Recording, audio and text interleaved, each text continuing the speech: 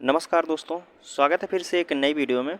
दोस्तों, अगर आप हमसे जुड़े हैं, चैनल को सब्सक्राइब किए हैं, तो बिल्कुल आपको पता होगा कि हम घटना चक्र की जो यूपी पुलिस के लिए प्रैक्टिस सेट आया है उसमें सॉल्व कर रहे हैं। दोस्तों, तो बात करें, आज हमारा जो है 6वां प्रैक्टिस सेट है।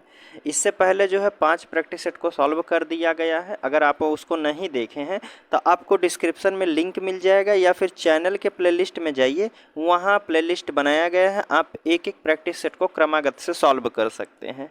ठीक है, तो आज हमारा जो प्रैक्टिस सेट रहेगा यह 6वां रहेगा। अगर बात करते हैं इस प्रैक्टिस सेट का पीडीएफ आप डाउनलोड करना चाहते हैं तो आपको डिस्क्रिप्शन में टेलीग्राम चैनल का लिंक मिल जाएगा, आप वहाँ से जाके पीडीएफ को भी डाउनलोड कर सकते हैं। ठीक है, तो चलिए हम प्रश्न शुरू करते हैं प्रैक्टिस सेट नंबर 6वां से। देखिए, पहला प्रश्न आपसे पूछा गया है कि तत्सम शब्द का मूल स्रोत कौन सी भाषा है। तत्सम का मूल स्रोत की बात करेंगे तो आप कहेंगे संस्कृत है इसकी मूल भाषा।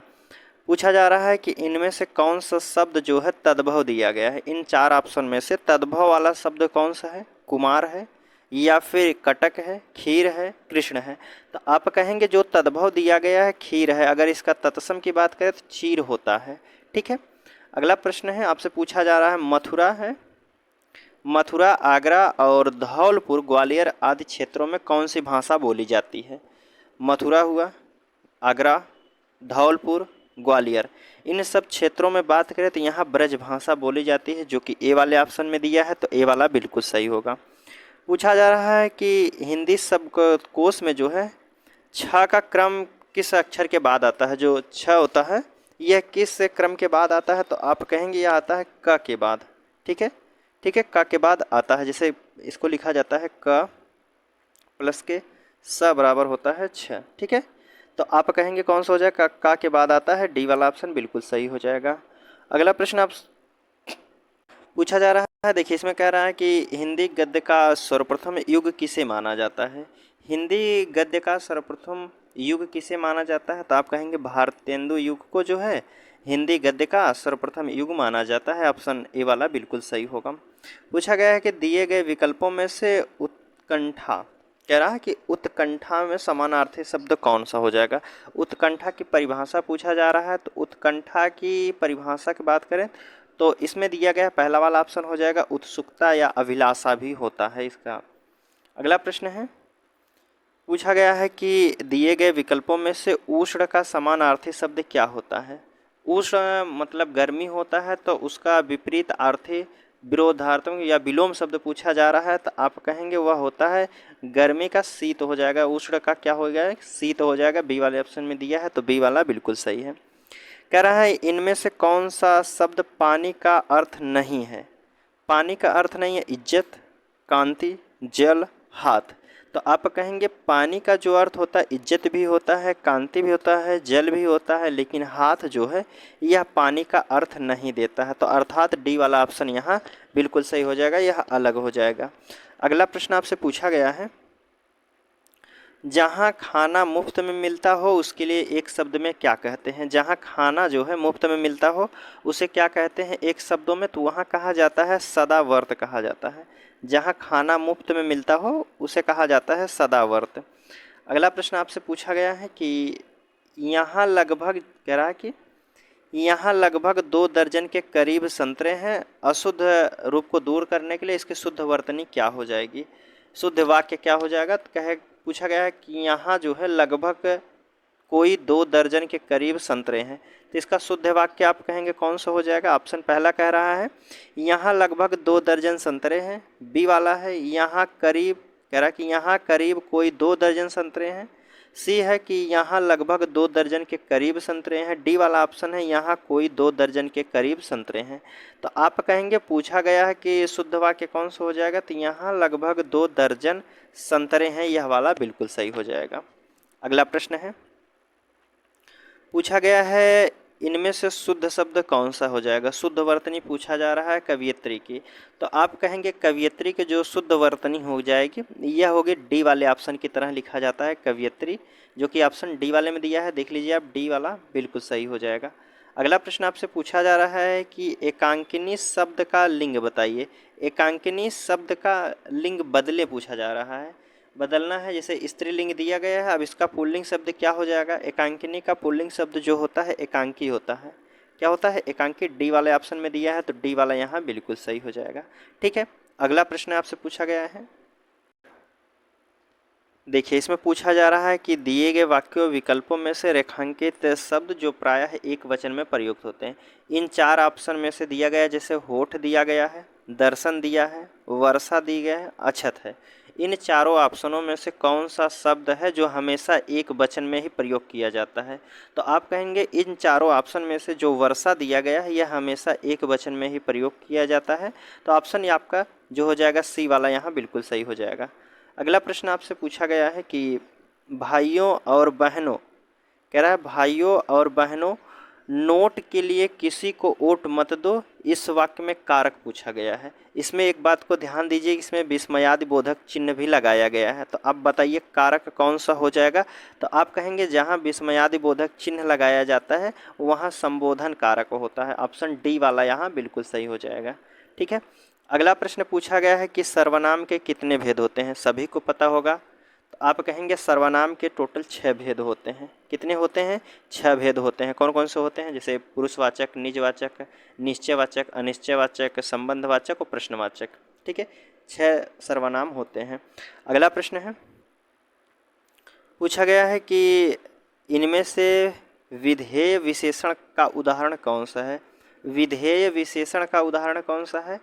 मेरा लड़का आलसी है, मेरा घोड़ा काला है, या वैरागियों का यह संसार मिथ्या प्रतीत होता है, या उपयुक्त सभी। देखिए, आप कहेंगे विशेषण की बात की जाती है, आलसी भी होता है।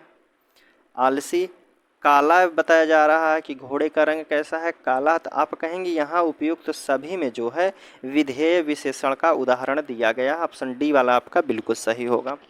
अगला प्रश्न आपसे पूछा गया है कि सीता सोई है, सीता सोई है, इस वाक्य में क्रिया का कौन सा प्रकार दिया गया है?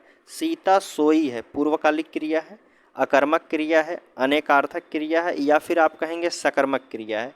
तो सीता सोई है, अगर क्या लगाकर उत्तर लिया जाए तो यहाँ उत्तर नहीं मिल जाता। अगर यही पूछा जाए कि क्या सोई है तो आप कहेंगे कुछ उत्तर नहीं मिला, तो अर्थात अकर्मक क्रिया हो जाएगा। और जहाँ उत्तर मिलता है क्या लगाकर आंसर आपको मिल जाता है तो वहाँ कहेंगे आप सकर्मक क्रिया होती है। तो यहाँ क्या लगाकर उत्तर नहीं मिल रहा है तो आप कहेंगे यहाँ अकर्मक क्रिया दी गई है। ठीक है, अब अगला प्रश्न आपसे पूछा गया है कि वह खाता होगा, कह रहा है कि वह खाता होगा, इस वाक्य में क्रिया का कौन सा काल बताया गया है? वह खाता होगा क्या सामान्य भविष्य काल होगा, संभाव्य भविष्य काल होगा, या फिर संदिग्ध भूतकाल, या फिर संदिग्ध वर्तमान काल? देखिए, बात की जा रही है कि वह खाता होगा, मतलब वर्तमान समय की बात हो रही है। अगर वह खाएगा तो भविष्य हो जाएगा, वह खाता था तो भूतकाल हो जाएगा।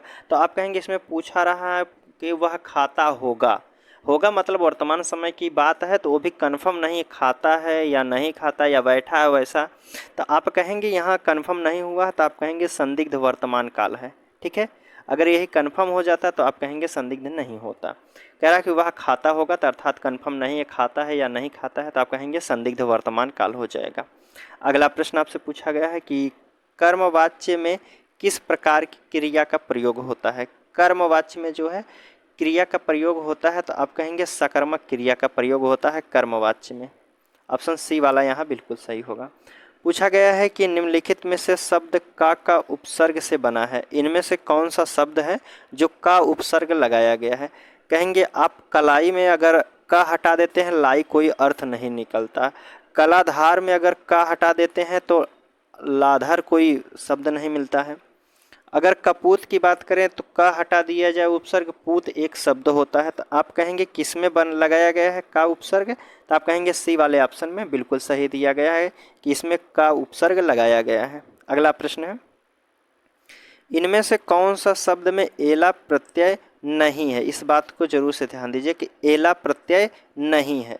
अधेला, अकेला, मटेला, बघेला। अगर आप अधेला की बात करते हैं, अधेला, एला, एला लास्ट में आ रहा है प्रत्यय, अकेला में भी उसी प्रकार है, बघेला में भी उसी प्रकार है। लेकिन हमसे पूछा गया है कि प्रत्यय नहीं लगा है एला, तो आप कहेंगे मटेला में जो है प्रत्यय एला नहीं लगा है, एला प्रत्यय लगा है इसमें। अगला प्रश्न हो जाएगा कि इनमें से कौन सा विकल्प असंगत दिया गया है। किसका जो है संधि विच्छेद गलत दिया गया है। पत्थरीला पथरीला हो जाएगा, उपहार होता है, उप प्लस आहार का उपहार हो जाएगा। हरि प्लस याली, हरियाली नहीं होता, हरि प्लस आली होता है। ठीक है, तो आप कहेंगे सी वाला यहाँ गलत बताया गया है। हरि प्लस आली बराबर होता है हरियाली। ठीक है, अगला प्रश्न आपसे पूछा गया है, यथासंभव शब्द में कौन सा समास है। यथासंभव की बात की जा रही है। यथासंभव तो आप कहेंगे यहाँ अव्ययी भाव समास हो जाएगा, डी वाला यहाँ बिल्कुल सही होगा। अगला प्रश्न पूछा गया है कि दो शब्दों के बीच में प्रयोग किए जाने वाले चिन्ह को क्या कहते हैं। दो शब्दों के बीच में प्रयोग किया जाता है जो चिन्ह, उसे कहते हैं योजक चिन्ह। ऑप्शन डी वाला बिल्कुल सही हो जाएगा। ठीक है, अगला प्रश्न है, देखिए इसमें पूछा गया है कि गुड़ के विपरीत नाम इस अर्थ को बताने वाली लोकोक्ति का चयन कीजिए। जो गुड़ के विपरीत नाम का अर्थ लोकोक्ति इसमें से बता रही वह कौन सी है। आँख का अंधा नाम नयन सुख, अपना हाथ जगन्नाथ, आँख के अंधे गांठ के पूरे, अंधों में काना राजा। तो आप कहेंगे जो लोकोक्तियाँ होती, आँख का अंधा नाम नयन सुख, उसका अर्थ होता है गुड़ के विपरीत नाम होना। ठीक है, अगला प्रश्न आपसे पूछा गया है, हास्य रस का अस्थाई भाव क्या होता है। सभी को पता होता है, हास्य रस का अस्थाई भाव सभी को पता है कि हास्य होता है। ऑप्शन सी वाला बिल्कुल सही हो जाएगा।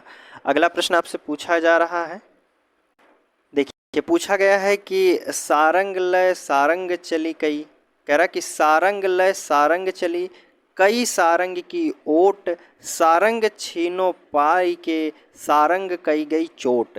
तो आप कहेंगे इसमें कौन सा अलंकार पूछा गया है। कि कह रहा शब्द है आपके सामने, सारंग लय सारंग चली कई सारंग की ओट, सारंग छीनो पाई के सारंग कई गई चोट। तो आप कहेंगे यहाँ जो अलंकार हो जाएगा, यहाँ अलंकार यमक अलंकार का यह उदाहरण दिया गया है। ऑप्शन ए वाला बिल्कुल सही हो जाएगा। ठीक है, अगला प्रश्न आपसे पूछा जा रहा है 28 नंबर का, कह रहा है कि चूंकि के साथ आने वाला दूसरा वाक्य कौन सा होता है, शुरुआत होता है। जैसे आप बोलते हैं चूंकि के बाद कौन सा शब्द शुरू होता है, प्रायः होता है, इसलिए होता है, क्योंकि होता है, या फिर जबकि होता है। तो आप कहेंगे चूंकि के बाद शुरुआत होती है इसलिए शब्द की। अक्सर आप देखते होंगे कोई भी बोला जाता है, अगर वहाँ चूंकि का शब्द आता है तो उसके बाद जो है इसलिए ज़रूर बोला जाता है। तो आप कहेंगे डी वाला, बी वाला जो है यहाँ बिल्कुल सही हो जाएगा। चूंकि के बाद जो है इसलिए शब्द आता है। कह रहा है कि परहित सरिस धर्म नहीं भाई, पर पीड़ा सम नहीं अधमाई। यह उक्ति में रचनाकार कौन है, किसकी रचना है, यह पूछा गया है कि नानक देव की है, तुलसीदास की, रैदास की, या फिर कबीरदास की। कह रहा है कि परहित सरिस धर्म नहीं भाई, पर पीड़ा सम नहीं अधमाई। तो आप कहेंगे इसमें जो रचना दी गई है यह तुलसीदास की है। ऑप्शन बी वाला यहाँ बिल्कुल सही हो जाएगा। पूछा गया है कि रिक्त स्थान की पूर्ति करना है। कह रहा है कि शरीर की जो है, शरीर की सुंदरता खाली स्थान, उसका चेहरा, और चेहरे की सुंदरता है उसकी आँखें। क्या इसमें भरा जाएगा। अगर हम बात करते हैं शरीर की सुंदरता होती है, अक्सर यहाँ शरीर की सुंदरता होती है, तो होता वाला गलत हो जाएगा। होती है या तो पहला होगा या तो तीसरा होगा। शरीर की सुंदरता होती है उसका चेहरा, और चेहरे की सुंदरता होती है उसकी आँखें। यहाँ दोनों में होती होती आएगा। ठीक है, आप कहेंगे ए वाला यहाँ बिल्कुल सही हो जाएगा। अगला प्रश्न आपसे पूछा गया है कि गोविंद मिश्र की कृति है कोहरे में कैद रंग। इनकी एक उपन्यास है कोहरे में कैद रंग। इनके पुरस्कार कौन सा मिला गया है। जो कोहरे में कैद रंग है, इस उपन्यास के लिए कौन सा पुरस्कार दिया गया है। तो आप कहेंगे इन्हें दिया गया है साहित्य अकादमी पुरस्कार दिया गया है। वह दिया गया था, आप कहेंगे 2008 में दिया गया था। कब दिया गया था, 2008 में दिया गया था कोहरे में कैद रंग के लिए। पूछा गया है कि फिर भी कुछ रह जाएगा। कह रहा है कि फिर भी कुछ रह जाएगा इस काव्य कृति के लिए किन्हें कौन सा पुरस्कार दिया गया। पूछा गया है कि फिर भी कुछ रह जाएगा यह किस व्यक्ति की कृति है, काव्य कृति है और इन्हें कौन सा पुरस्कार दिया गया है। तो फिर भी कुछ रह जाएगा। यह काव्य कृति की बात करें तो विश्वनाथ प्रसाद तिवारी जी की है और इन्हें व्यास पुरस्कार सम्मान से सम्मानित किया गया था। ऑप्शन डी वाला यहाँ बिल्कुल सही हो जाएगा। अगला प्रश्न आपसे पूछा गया है, भारतीय भाषा परिषद की पत्रिका का नाम क्या है। भारतीय भाषा परिषद की पत्रिका का नाम क्या है। तो आप कहेंगे भारतीय भाषा परिषद की पत्रिका जो है इसका नाम है वागर्थ नाम है। क्या है, वागर्थ नाम है। ऑप्शन डी वाला यहाँ बिल्कुल सही हो जाएगा। ठीक है, अगला प्रश्न है, पूछा जा रहा है कि उत्तर प्रदेश में नवाबगंज पश्चिम विहार स्थित है। जो नवाबगंज पश्चिम बिहार वह कहाँ स्थित है। गाजियाबाद में है, गोंडा में है, रायबरेली में या फिर उन्नाव में है। तो आप कहेंगे नवाबगंज जो पश्चिम बिहार है यह उन्नाव ज़िले में स्थित है और इसका नाम जो है 2015 में चेंज कर दिया गया, जिसका नाम रखा गया है शहीद चंद्रशेखर पश्चिम बिहार। क्या कहेंगे, शहीद चंद्रशेखर पश्चिम बिहार की बात किया जाए तो यह उन्नाव जनपद में स्थित है। पूछा जा रहा है उत्तर प्रदेश में कौन सा जनपद जो है दशहरी आम के लिए जाना जाता है। कौन सा जिला जो है दशहरी आम के लिए जाना जाता है। तो आप कहेंगे लखनऊ जो है यह दशहरी आम के लिए जाना जाता है। बी वाला बिल्कुल सही होगा। अब आपसे पूछा गया है 42 नंबर के प्रश्न में कि उत्तर प्रदेश के प्रमुख लोक नृत्य कौन से हैं। उत्तर प्रदेश के कौन से प्रमुख लोक नृत्य हैं इनमें से। तो आप कहेंगे एक चरकुला होता है, कर्मा और पांडव जो दिए गए हैं यह उत्तर प्रदेश के प्रमुख लोक नृत्य दिए गए हैं। बी वाला बिल्कुल सही होगा। अगला प्रश्न आपसे पूछा गया है, निम्नलिखित में से किस स्थान पर मुड़िया पूर्णिमा मेला लगता है। जो मुड़िया पूर्णिमा मेला आयोजित किया जाता है कहाँ लगता है। तो आप कहेंगे यह लगाया जाता है गोवर्धन में। कहाँ, गोवर्धन में लगता है। ऑप्शन सी वाला यहाँ बिल्कुल सही होगा। पूछा गया है कि केंद्रीय ग्लास एवं सिरेमिक अनुसंधान संस्थान कहाँ स्थित है। केंद्रीय ग्लास और सिरेमिक अनुसंधान की बात की जा रही थी। यह दोस्तों आपका खुर्जा में स्थित है। खुर्जा कहाँ है, बुलंदशहर जिले में स्थित है। तो आप कहेंगे डी वाला बिल्कुल सही हो जाएगा। अगला प्रश्न आपसे पूछा जा रहा है, करंट अफेयर के प्रश्न है। कह रहा है अप्रैल 2024 में किसे भारतीय लघु उद्योग विकास बैंक का नया अध्यक्ष या प्रबंध निदेशक नियुक्त किया गया है। तो सिडबी के जो नए अध्यक्ष हैं यह बने हैं दोस्तों आपके मनोज मित्तल। ऑप्शन सी वाला बिल्कुल सही हो जाएगा। अगला प्रश्न आपसे पूछा गया है कि 2024 में भारत की सबसे बड़ी जलवायु घड़ी को कहाँ स्थापित एवं परिचालित किया गया है। सबसे बड़ी जलवायु घड़ी जो स्थापित किया गया है यह किया गया है नई दिल्ली में। आप कहेंगे वैज्ञानिक और प्रौद्योगिकी अनुसंधान परिषद के मुख्यालय भवन नई दिल्ली में स्थापित किया गया है। ऑप्शन बी वाला आपका यहाँ बिल्कुल सही होगा। अगला प्रश्न है, पूछा गया है कि मार्च 2024 में किस देश में को प्रतिष्ठित खसरा और रुबेला चैंपियन पुरस्कार से सम्मानित किया गया है। किस देश को किया गया है कि खसरा और रुबेला चैंपियन पुरस्कार से सम्मानित। तो आप कहेंगे यह भारत को किया गया है। ए वाला बिल्कुल सही हो जाएगा। अगला प्रश्न आपसे पूछा गया है कि मार्च 2024 में उत्तर प्रदेश के मुख्यमंत्री योगी आदित्यनाथ और केंद्रीय मंत्री हरदीप सिंह पुरी ने कहाँ सीबीजी प्लांट का उद्घाटन किया है। सीबीजी प्लांट का उद्घाटन कहाँ किया गया है। तो आप कहेंगे यह गोरखपुर में किया गया है। सी वाला सही होगा। अगला प्रश्न है कि मार्च 2024 में किस राज्य की मंत्रिमंडलीय बैठक में पीएम श्री एयर एम्बुलेंस सेवा योजना को स्वीकृति प्रदान की गई है। तो यह मध्य प्रदेश में किया गया है। ऑप्शन डी वाला बिल्कुल सही है। अगला प्रश्न है, कह रहा है इसमें कि भारत की पहली हाइब्रिड पिच का निर्माण किस स्टेडियम में किया गया है। भारत की पहली हाइब्रिड पिच का निर्माण किस स्टेडियम में किया गया है। तो आप कहेंगे यह हिमाचल क्रिकेट एसोसिएशन स्टेडियम में किया गया है, हिमाचल में। अगला प्रश्न है आपसे पूछा गया है कि कह रहा कि कार्डियोलॉजी, एक मिनट, कह रहा कार्डियोलॉजी में दिल की धड़कन का अध्ययन करने के लिए निम्नलिखित में से किसका प्रयोग किया जाता है। कार्डियोलॉजी के दिल की धड़कन का अध्ययन करने के लिए किसका प्रयोग किया जाता है। तो आप कहेंगे कैथोड रे ऑसिलोस्कोप का किया जाता है। कैथोड रे ऑसिलोस्कोप का किया जाता है। ऑप्शन सी वाला बिल्कुल सही है। पूछा गया है कि भारत में तंबाकू में प्रचलन की शुरुआत किसने की थी?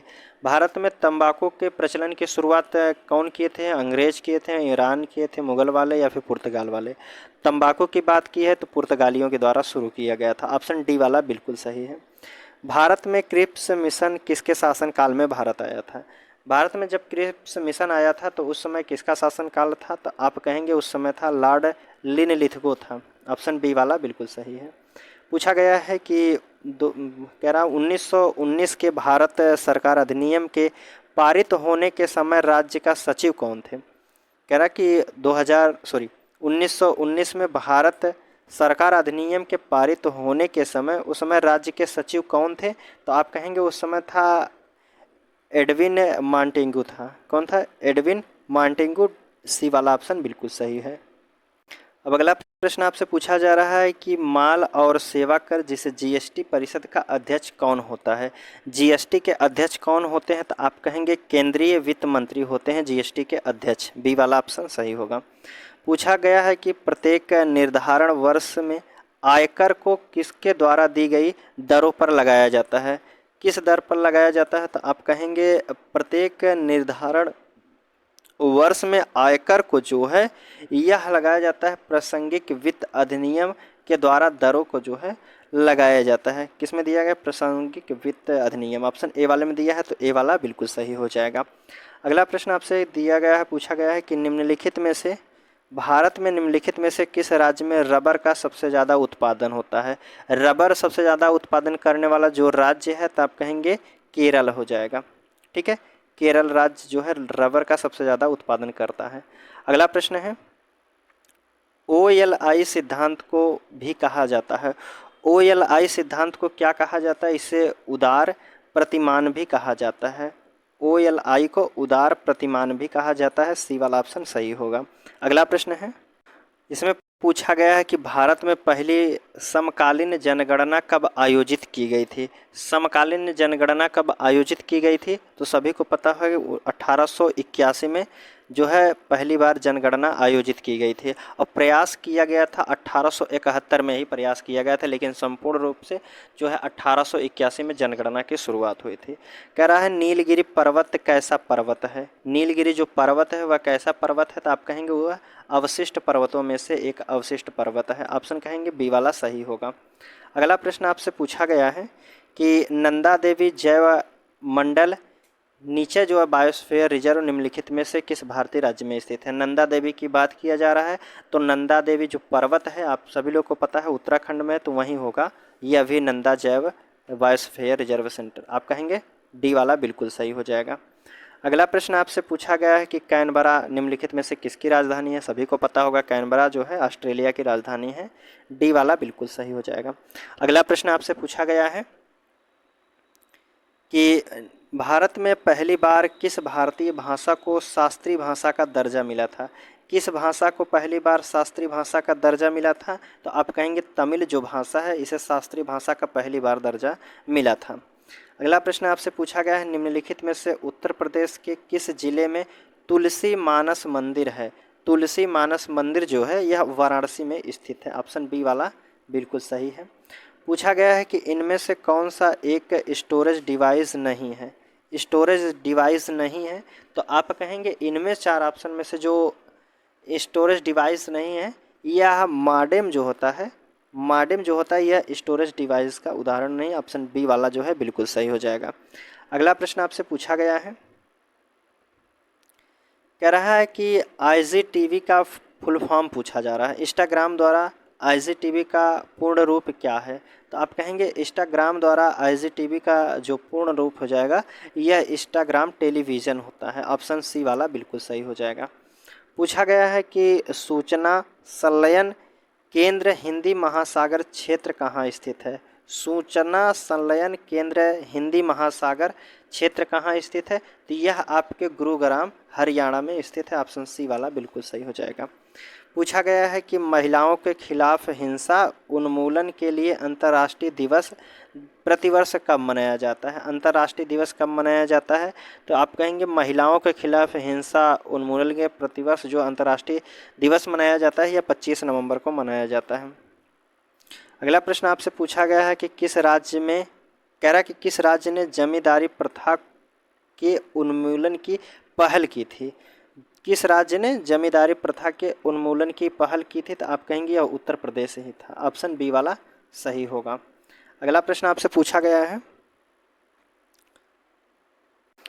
पूछा जा रहा है कि अराजपत्रित श्रेणी के पुलिस कर्मी किसके द्वारा अनुमोदित सामग्रियों जो रंगों, बनावट तथा किस्म की वर्दी पहनेंगे, किसके अनुसार, तो आप कहेंगे यह पुलिस महानिदेशक के अनुसार। ए वाला बिल्कुल सही हो जाएगा। अगला प्रश्न पूछा गया है, पूछा जा रहा है कि साइबर अपराध में दंड का प्रावधान किस विधि के अंतर्गत दिया गया है। साइबर अपराध में जो है दंड का प्रावधान किस विधि के अंतर्गत दिया गया है, तो आप कहेंगे सूचना प्रौद्योगिकी अधिनियम के तहत दिया गया है। ए वाला बिल्कुल सही है। अगला प्रश्न पूछा गया है कि उद्देशिका को किसके मामले में भारत के संविधान का हिस्सा माना गया था।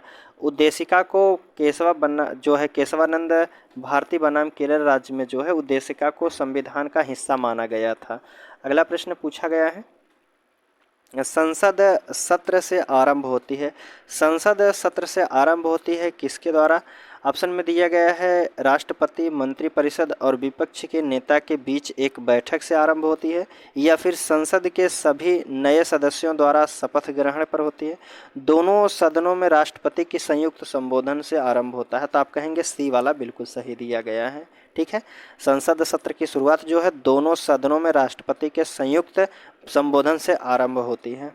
अगला प्रश्न पूछा गया है और लास्ट प्रश्न रहेगा आज का। पूछा जा रहा है कि भारत में पहली बार किस विधानसभा क्षेत्र में इलेक्ट्रॉनिक वोटिंग मशीन का प्रयोग किया गया था। सबसे पहले ईवीएम का प्रयोग किस राज्य ने किया था, केरल, आंध्र प्रदेश, तमिलनाडु या फिर दिल्ली, तो आप कहेंगे सबसे पहले ईवीएम का प्रयोग किया गया था केरल राज्य में। ऑप्शन ए वाला बिल्कुल सही हो जाएगा। ठीक है दोस्तों, आज का प्रश्न यहीं समाप्त करते हैं। वीडियो आपको कैसे लगी आप कमेंट में ज़रूर बताइएगा। चलिए मिलते हैं आपसे अगले वीडियो में, तब तक के लिए धन्यवाद दोस्तों।